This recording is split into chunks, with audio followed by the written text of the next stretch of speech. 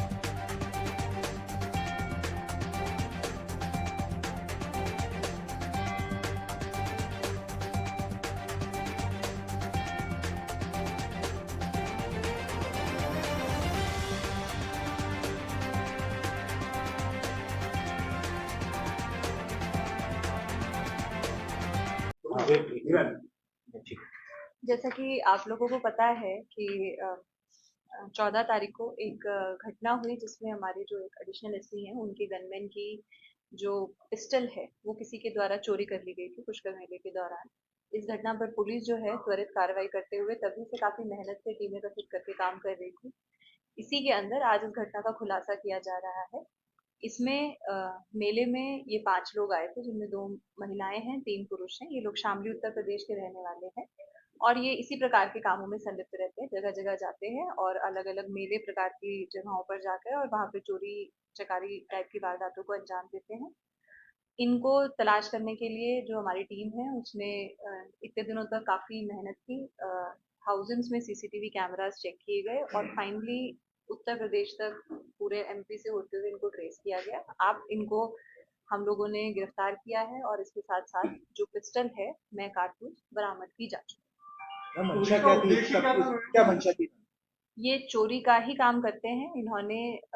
इनका जो इंटेंशन जो है बाकी तो और पूछताछ से क्लियर होगा कि ये पिस्टल के साथ क्या करना चाहते थे, पर इनको मौका नहीं मिल पाया उस पिस्टल को यूज करने का। पुलिस चारों तरफ रह रही थी, नाकाबंदी हो रखी थी, तो उस हिसाब से इन्होंने उस पिस्टल को इधर ही छुपा के और उसके बाद ये रवाना हो गए।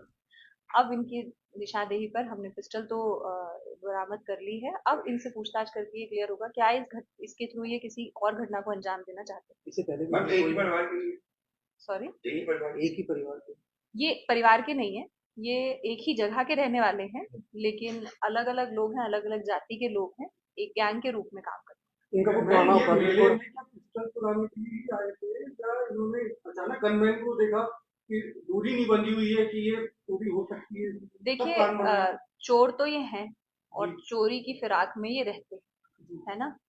तो ये कि केवल इन्होंने इस तरीके से कर ली, तो इनके दिमाग में क्या और बातें थी ये हमें अनुसंधान से और भी ज्यादा समझ में आएगा।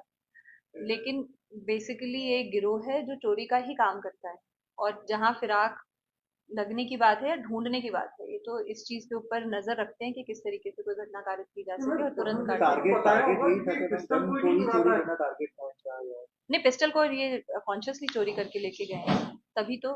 पिस्टल कोई ऐसी चीज नहीं है जो ऐसे भूल से चोरी हो जाए।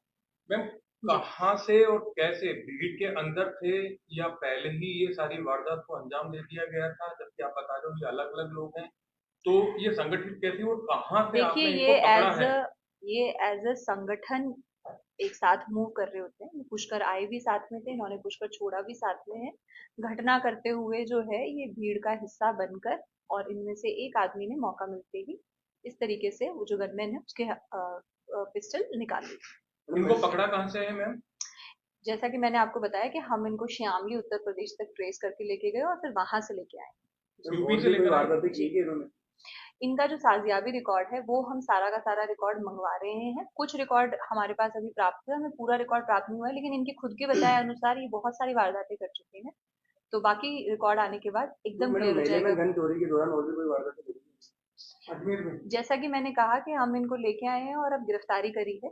अब पूछताछ के बाद और क्या चीजें इन्होंने करी है ये चीज क्लियर। वेपन बरामद कहाँ से हुआ मैम? वेपन इन्होंने यहीं पर हमारे पुष्कर में ये छोड़ के चले गए थे, चारों तरफ नाकाबंदी थी, और उसके बाद यहाँ से बरामद किया। छोड़ा कहाँ पे, खुली जगह में या कहीं छुपाया था? छुपाया ही था, खुली जगह में तो नहीं छोड़ के जाएंगे, और जहाँ छुपाया था वहां से पुलिस ने रिकवर कर लिया।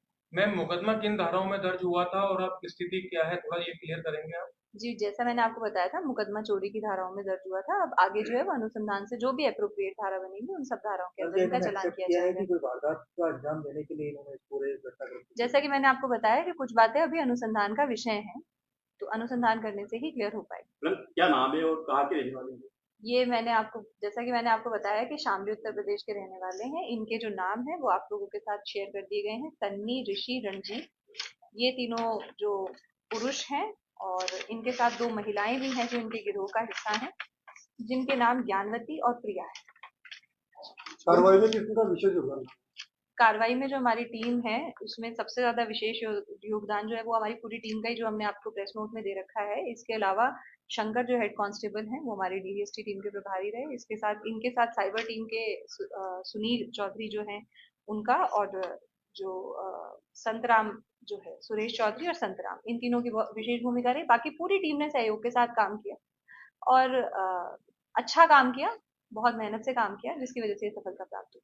क्लू आप मान रहे हैं सीसीटीवी कैमरा ही है या कुछ और क्लू था? क्लू जो है जो जनरेट किया है वो हमने सीसीटीवी कैमरे के थ्रू ही जनरेट किया है।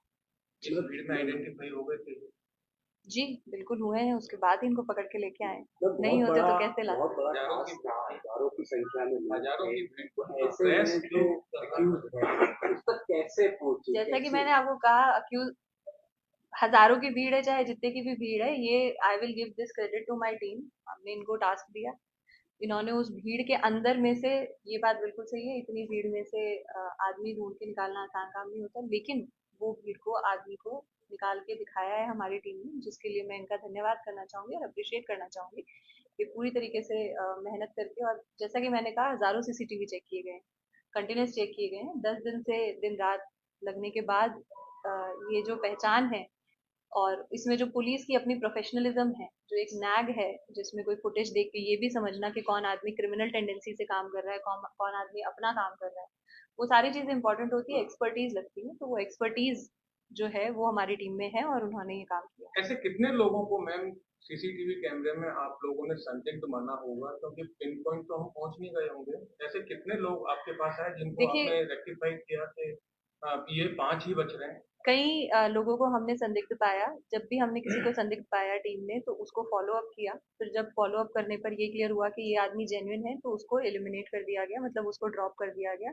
और फिर दोबारा से टीम ने एफर्ट करने शुरू किए और इस प्रकार से हमने 5-7 बार कंटिन्यूअसली ये मैटर जो है अलग अलग स्टेज पे जाके रिपीट करने के बाद फाइनली हमें एक ऐसी लीड मिली जो हमें क्लियर था कि ये आदमी इस घटना में जरूर संलिप्त है।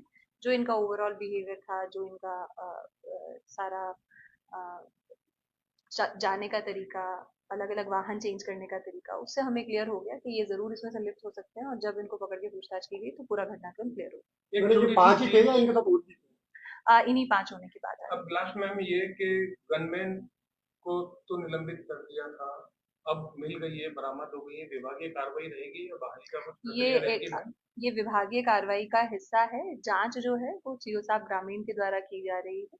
जांच की रिपोर्ट के आधार पर निर्णय लिया जाए। मैम 2000 से ज्यादा पुलिसकर्मी पुष्कर मेले में तैनात किए गए थे, सादा वर्दी में भी थे। उसके बावजूद भी इतनी बड़ी वारदात होना कहीं ना कहीं क्वेश्चन चिन्ह खड़ा करता है अपने।